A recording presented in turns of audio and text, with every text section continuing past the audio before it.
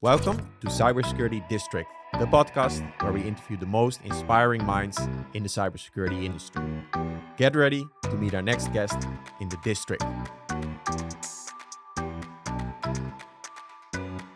Today we have the pleasure of speaking with Mahdi Abdulrazak, a man of many traits with a strong passion for cybersecurity. Currently, he's the CISO at SHV Energy, where he leads a team of over 100 cybersecurity professionals. Starting as a hacker at the age of just 15, he has since grown into a serial investor, a guest lecturer at the University of Amsterdam, and a respected researcher in the field. Fluent in 8 different languages, Mahdi brings a unique global perspective to everything he does. So get ready for a deep dive into the world of cybersecurity, entrepreneurship, and Mahdi's incredible journey. Mahdi, welcome to the show. Thank you. Thank you for having me, Laurens. Yeah, it's a real pleasure. You were on my most wanted list for a while. What I find fascinating that most people started a side job here in the Netherlands at the age of 14 or 15. So myself, I started as a dishwasher. Yeah. But I think you mentioned before we started the show that you already had so many different jobs at a very, very young age. Yeah. Can you tell us a bit about that?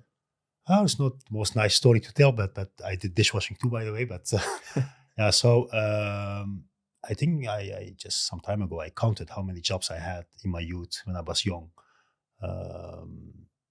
And I had 23 different jobs between my age of 6 and 12. Amazing. So my youngest memories are walking in the streets. So totally different environment, of course, poverty, extreme poverty, wars, and you name it. So that's the background of it. Yeah. Yeah. And how did these experiences shape you? Maybe were there some entrepreneurial spirits that... Yeah. From having my own shoe shining business to, so that's of course purely entrepreneurial and being creative. Yeah. But of course for surviving, it's all about surviving, having food on the table and not so much about making money. Yeah. Or doing fun stuff. Yeah. And what was the first experience with cybersecurity? What got you triggered? When I was 15 years old, and at that, I think I came to Netherlands when I was 13 years old as a refugee, so starting going to school at 15, 16 years, when I was 15, 16 years old. And internet was coming up.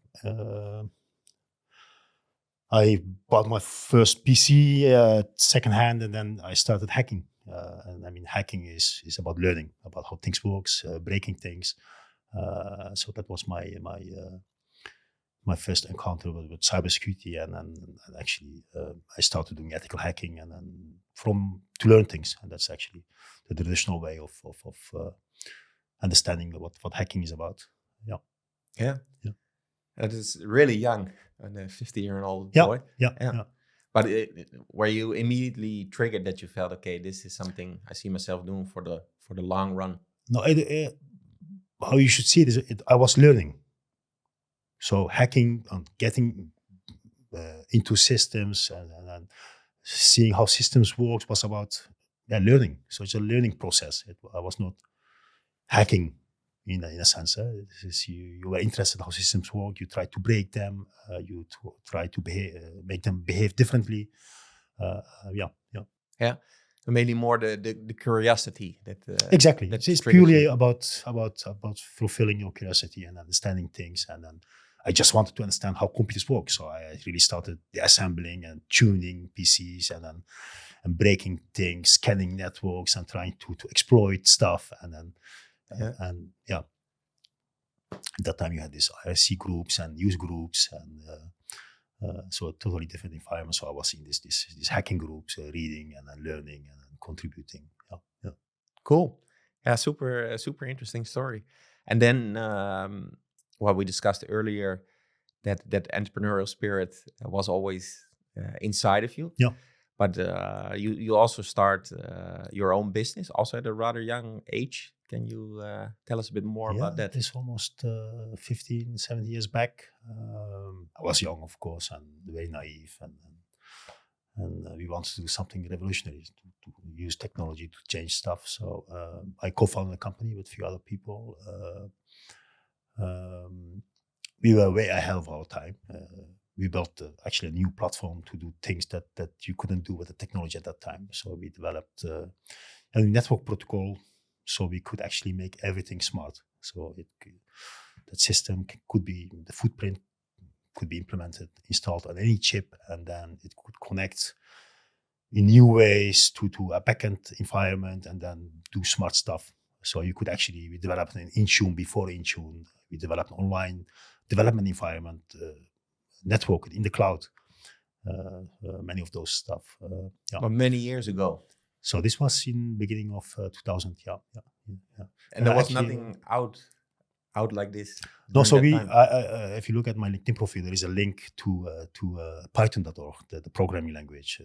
The story about the technology is actually on there at Python.org as a success story in how we used Python as a language. But there you can read what we exactly did. So it was a platform. It was a very difficult thing to do. So of course, because the technology was quite revolutionary, we could do bidirectional communication on Siemens S60 on Nokia's. You couldn't do it at that time. We could do it with our protocol. So we developed a new network protocol on top of TCP/IP, and of course, platform play game is very difficult because you need developers. So there were a lot of large companies interested in us, from Sun Microsystem at that time, Cisco, even Google, you name it. Yeah. And what was the idea when you started this business? Did you see a problem, an issue that you wanted to solve? Yeah, to really, so I had this futuristic view about terms like ubiquitous computing, ambient intelligence. We could create smart environments. So we thought that at that time, web technology had limitations to do really advanced stuff. Mm-hmm. So we developed a new computing platform actually to do advanced stuff. Yeah. So we did some proof of concept, for example, at that time. We developed a multi system on top of our platform. We could actually hop between, we worked with a telco company, we could hop between Wi-Fi networks without losing your connections. That was, how can you do it? We could do that due to the technology. One of the things that we also did, for example, we worked with Software AG. We developed this mobile app that could push messages. So you could push messages to a mobile app and alert when, for example, the stock in the factory was empty, whatever. So we could do things that you couldn't do at that time. And I think that was also very difficult because we were ahead of our time. And attracting developers working on your platform it's not easy. Yeah. And what was your role in the business? I was doing business development, strategy, but like any startup in the beginning, you change roles all the time. Also writing press releases. So my strategy from the beginning was to open source the entire stack because I think that was the only way to make the technology very broadly accepted and to attract developers and then to make sure that the technology start being using for all kinds of applications. Yeah. It didn't happen at the end. Yeah. I find it interesting. It's also perhaps related to your background that you started a lot of things, new jobs. You also had to move places. Yeah. So maybe your risk appetite is also slightly higher than the average Joe, that you're willing to take risk and also dare to be bold and make big decisions. I only see opportunities. I don't see any risk actually. I mean, I have seen existential risk, war, stuff like that. That's for me risk and not how we live here. There's no risk. You can do anything what you want. You can achieve anything what you want. Yeah. And another fascinating thing about you is maybe also due to the upbringing, but you have, we in the Netherlands say a talenknobbel, but you have a great sense for languages. Can you elaborate a bit on that? Yeah, I'm crazy in that sense. I speak a lot of languages. I think 10 something.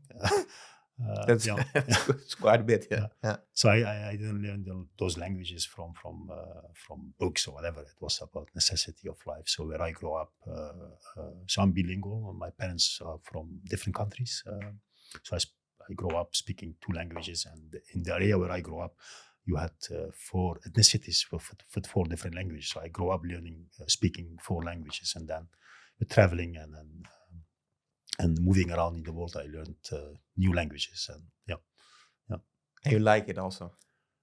Yeah, I'm fascinated by etymology, languages, the roots of words, stuff like that. Because then when you speak a lot of languages from different family trees, then you see similarities, and then you see that they're all interconnected, and then it's quite fun. Yeah, no, super cool. I admire that. I speak Dutch, English, a little bit of German, and a little bit of Spanish, but that's it. But always fascinated by people. I think also once you have like the third or fourth language covered, then Yeah. then you see the patterns, and it becomes probably more easy to learn five and six. I learned. I read research once that scientific research that said that kids that grow up bilingual they create new synapses connections through which they become more creative, or that they can acquire new languages much faster than non-bilingual children. Yeah. So it might have something to do with it. Yeah. And are you trying to raise your family also bilingual? Little bit. Yeah. Little bit. Not much. It's mostly Dutch. Because it's also with Alzheimer's, if you're able to learn a new language, there are also patterns in your brain. So basically, your brain becomes less rusty. Yeah. So also, if you switch between English and Dutch all the time, it keeps your brain activated, and supposedly that's very good against Alzheimer's. Oh, I didn't know that. So fascinating, is it? If you have 10 languages, if I can keep. So I have once I sat in a table with 6 people from different countries. I start speaking with all of them in their own language. They were totally shocked. Yeah. What's going on here? Yeah, cool. So of course I need to get the chance to speak. So I speak Russian. So when I meet someone from Russia, then I start speaking Russian with them, because I want to exercise it, to keep speaking it. Yeah, people appreciate it. Yeah. Only it's just a few words. They always like it. Yeah, exactly. Yeah. Okay. Now, and I want to go back a bit to your entrepreneurial journey, because after you became an entrepreneur yourself, you left that company, and then I think something was triggered. Like, hey, this is what I like. And since then, you've also been investing in other companies, mainly cybersecurity companies. Can you elaborate a little bit how that came to life? So actually, I was always helping other startups. Why? I don't know, because I think maybe I gave it a shot myself, and then I think when I see young people driven and they want to create things, I like to help them to realize their dream, whatever it is, and I get energy from that. And so I was not even interested in investing; it was just helping young people to chase their dream. And just a few years back, I really started also putting my money into it. And is it a combination of an investment financially, but also just your experience and network? It's mostly not about money. It's about, I think, experience, network, helping them. So what they call smart money, let's say. Yeah, the network. I think that's because there is enough money in the world. I don't think people wait for the money. My money, the money that I give them. No, it's about the experience, the support that I give them. What are which investment are you most proud of that you can share here? There are many of them. Actually, I'm proud of all my investments. But then, of course, I mean, it's difficult to choose. So I'm really committed in the sense of Hadrian is a Dutch security scale up. Quite proud of it, because of course the founders are hackers, and I have a hacker background myself. So I had Rogier and Olivier also on this show a couple years ago, and was already clear that they would make that a successful. They're so smart. I mean, mostly, and you don't see that trade often. Hackers, being hackers, they do their thing, but building a company around hacking and being able to scale up that hackers mindset with machine learning, and so others can actually protect their company from that hacker's perspective, with actually scaling hacking. But then putting it for the good cause. that's it's something that I support, like to support. Yeah, And yeah, I'm quite proud of it that I'm involved in, and yeah. from the beginning. Yeah. But how do these startups find you, and also vice versa? How do you find those entrepreneurs that are I don't about to know. Uh, there launch a is. mission? I have quite some network, and then when sometimes I approach them, sometimes they approach me. Um, so, for example, one of my investments is quite proud of the first real investment where I really put my money into it was Workwise, and they are going. It's a Dutch scale up. They actually created their own category. I approached them. I saw the first message somewhere, an interview with Michiel, with the founders, and I just messaged them, "Hey, we need to talk." And that's it. Yeah, that's how sometimes it works. But other times you are approached by VCs. Hey, we want to invest in a company.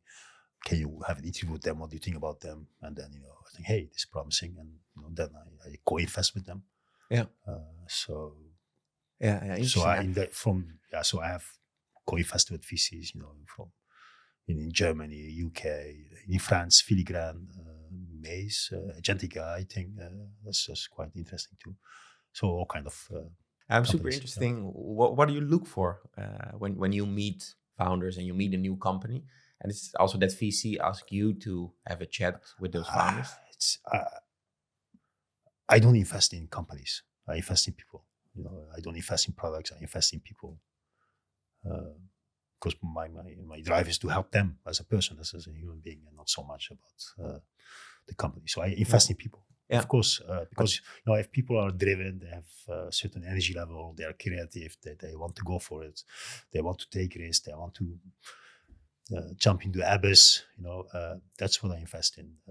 That's what because even if the product is not good, if they are creative enough, if they have the right energy level, the right incentives, then they will find their way out. They will pivot. They will change. They will do whatever is needed to achieve their goal. Yeah. So I invest in people mostly. Of course, there is a market dimension to it. There is a product dimension to it, but primarily people. Yeah. Is there a commonality that you maybe see in founders? Like, is there one particular trait? I'm asked a lot this question. Yeah. And, but of course, you have the usual answers. I don't know. For me, it's even if I reason about it, I try to denote it with words. I do it intuitively. I'm a quite intuitive person. I don't even touch numbers when I invest. I don't care about for the finances behind it. I do it intuitively. I have a feel for it.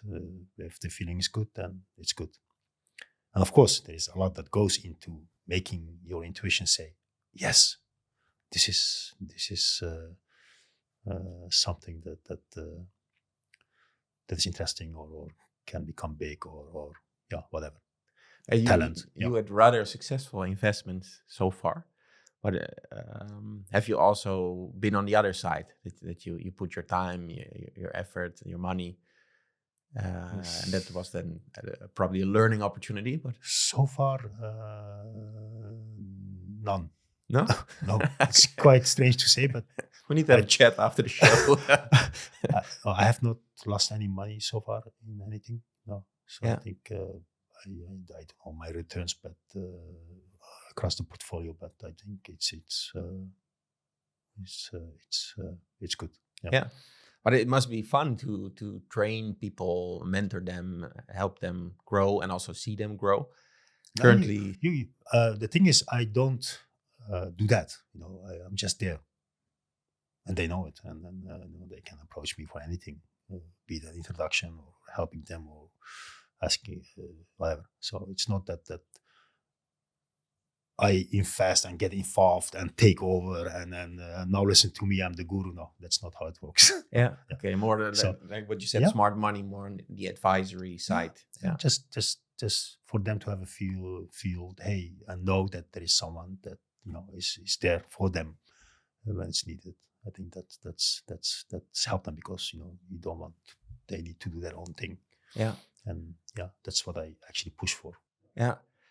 Now it's interesting, but I will come back to this later. But you are currently a cybersecurity leader, a CISO for SHV Energy, which is a huge company in the Netherlands with a huge cybersecurity team. So people might wonder, okay, why don't we talk about his current position and what he's doing as a CISO? But I find this a very interesting topic myself. Like, how do we see also in the Netherlands the cybersecurity market grow, and how are we able to have more successful companies in the Netherlands related to cybersecurity? Yeah. So I will touch the CISO part, of course, also. But what do you currently see in the Dutch market, and also, do you think we are a very entrepreneurial bunch within the cybersecurity community? Because in general, cybersecurity professionals are a bit risk averse. Yeah, exactly. So what do you think of the entrepreneurial landscape, and what might need to change? I think, of course, there is enough said about regulation, all those kind of stuff, and then the conditions. So I will not touch those, but I think we need more startups. I think we need, of course, now also with the geopolitical situation, we have noticed that we need our own security companies to not be dependent on others, and that's one of the things that I like to do.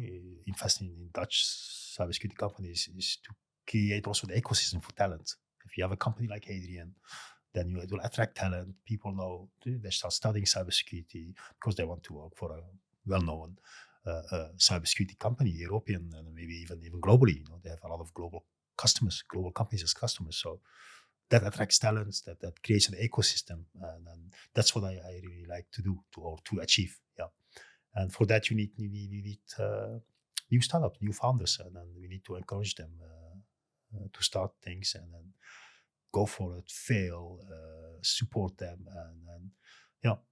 What would you advise people that now work in cybersecurity, but maybe as an employer, but have this dream, maybe one day I start my own company?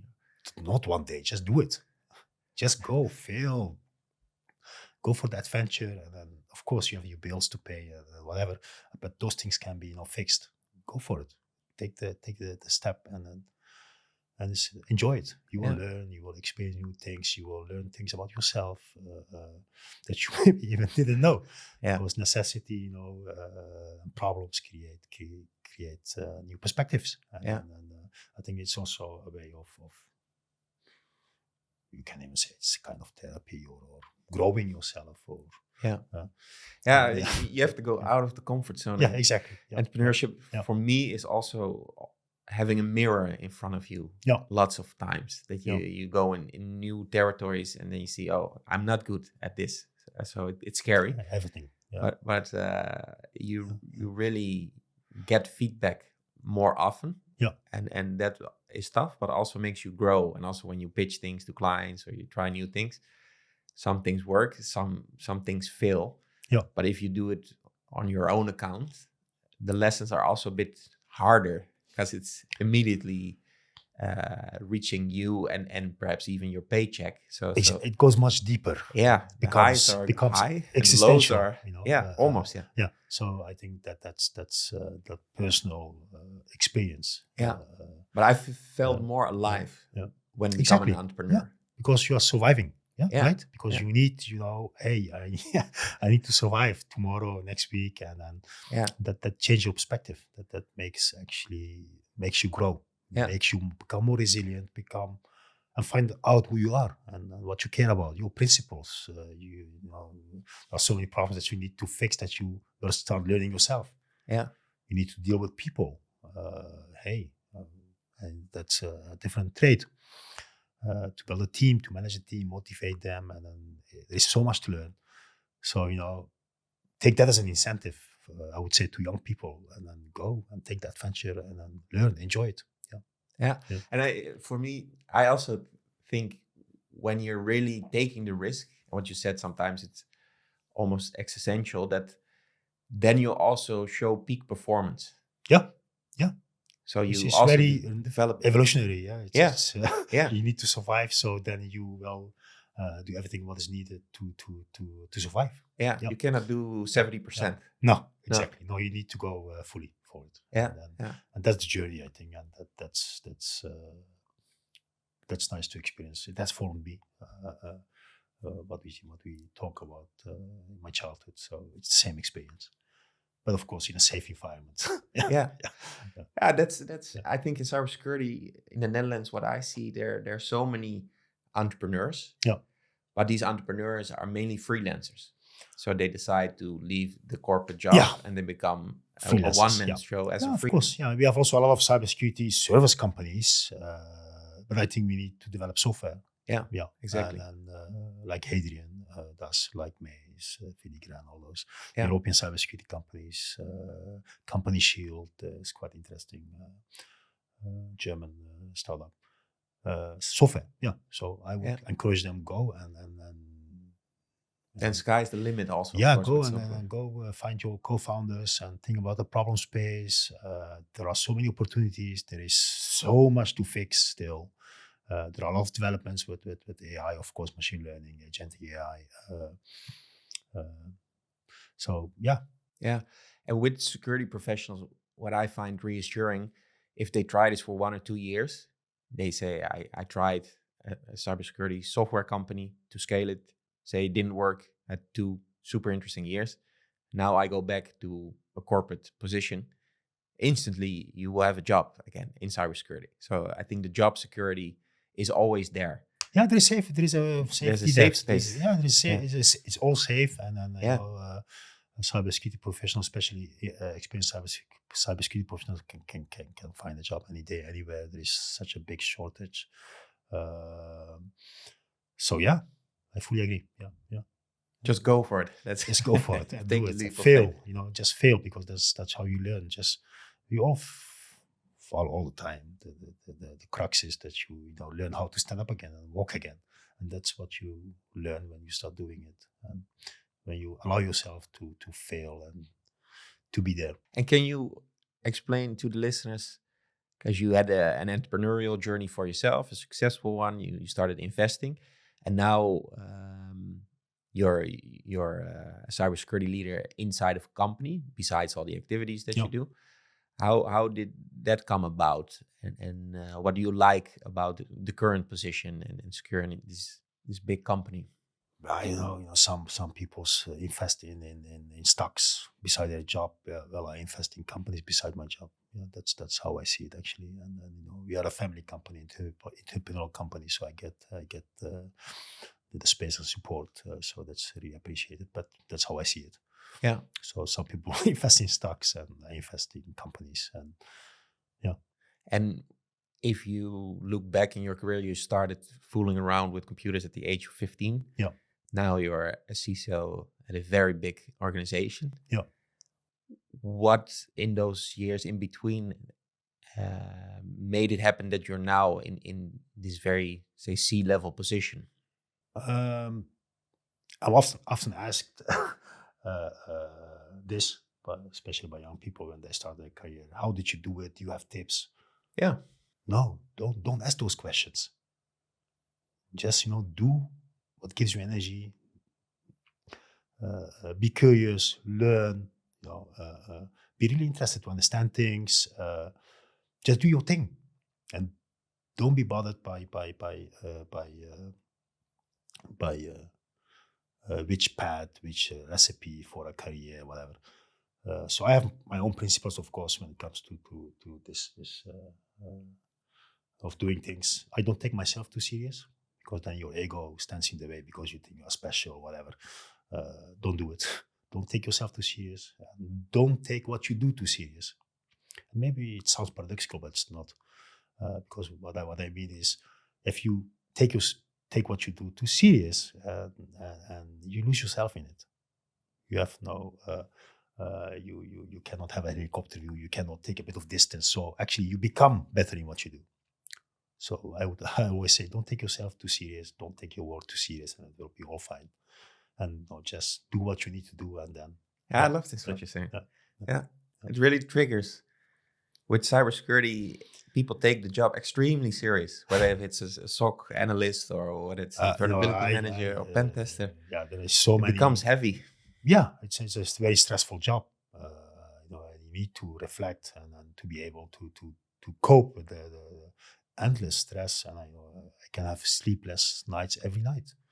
But there are so many risks out there and that you need to protect your company against. So, develop this view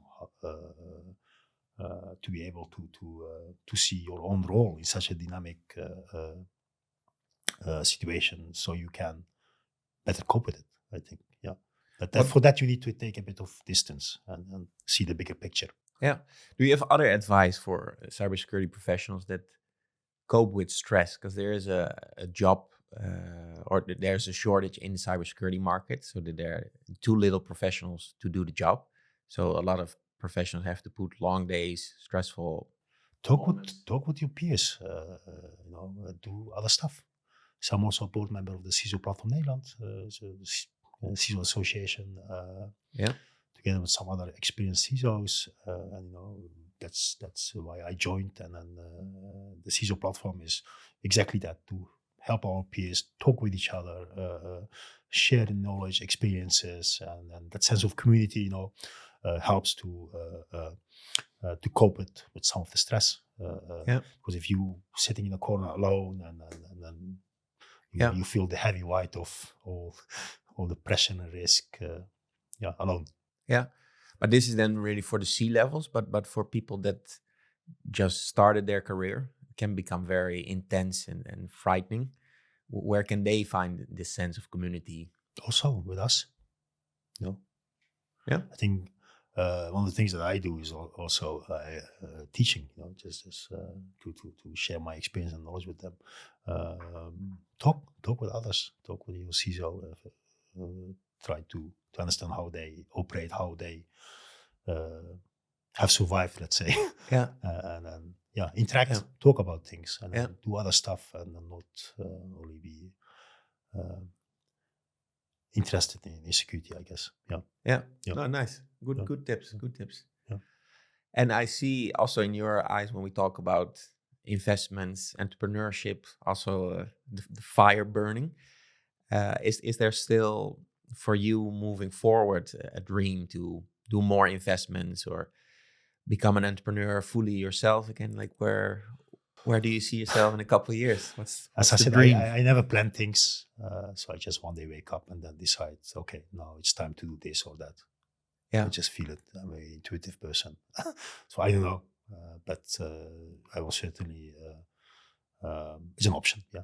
And how do you recognize those moments when you feel like I'm not growing, I'm getting complacent, getting bored? What happens? It's subconscious mostly, I think. As I said, I just wake up one day and say, okay, I need to do this. And then it will happen and I will start doing it. So I don't really plan things. So maybe, I will keep investing and helping young entrepreneurs. That's something that I certainly will do. Yeah. But maybe I will one day start something again. Yeah. Let's see. And what do you see now in the cybersecurity space that you would find very interesting to invest in or would like to start as a founder in? So what trends do you foresee that could yield a lot of benefits and therefore also good companies? What I would say is, we are still having the same problems as 20 years back. Why is it? Why do so many companies, so many basic security hygiene issues? Why are they still there? I think we need to develop a new way of tackling those things to really be done with them. How can we really develop secure software? Or the supply chain risk, the AI, of course. I think I do believe that machine learning will play a crucial role in cybersecurity. It will be machines against machines. So you need to have machine learning systems protecting you against autonomous hacking tools. So there is so many opportunities. There are so many ideas that you can reflect on and maybe do.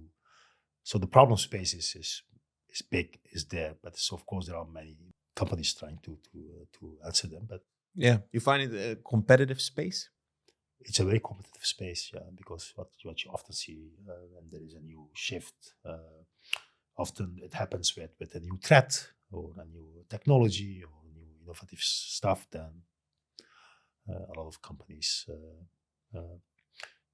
will start riding that wave, and it's quite competitive. But I think the problem space, as we digitalize more, everything is digital, everything's about technology. So security is foundational for our society, Yeah. be it politics or whatever. Yeah. So the opportunity is there. It's there. There are so many opportunities, and I mean, again, we have the same challenges still. Why is it? Yeah. Why we do still have awareness issues? Why do we still have basic authentication, authorization problems, or why do you still have viruses or malware or whatever? But to challenge you a little bit, we record on Friday afternoon. Say on Monday, you need to start a new business in cybersecurity. What would now be most relevant? Where would you like to double down your efforts and go for it?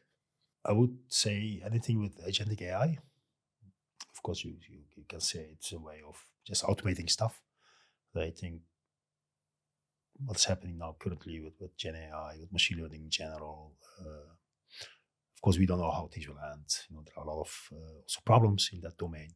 But I think the opportunity space is big. Yeah. If you can start just taking a data-centric approach to cyber and then having these agents all specialized in something and together doing specific security. Yeah. So that space is really, that's interesting. Yeah. But if you go in that space, you have to go bold. You have to go big because that's competitive. You probably need some investors.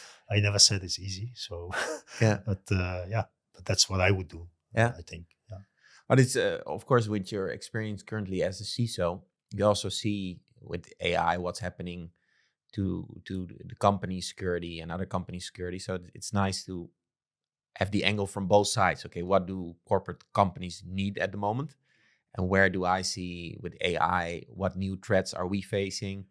Maybe how is my team ready for this new technology? Yes or no? What type of people I need? We cannot. There is so much data. There is so much sensor data. So many systems.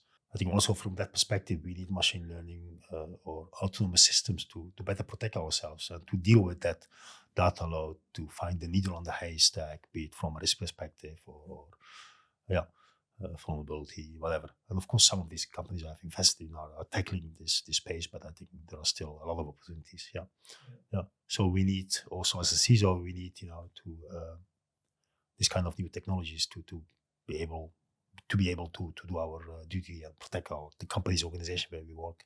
Yeah. Is there a legacy that you would like to leave?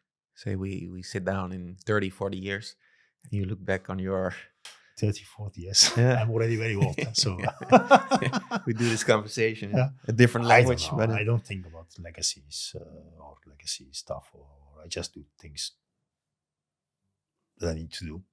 But is there something you're still very passionate about? Can be in cyber, can be sports, can be whatever. Well, I do a lot of other stuff too, besides cyber.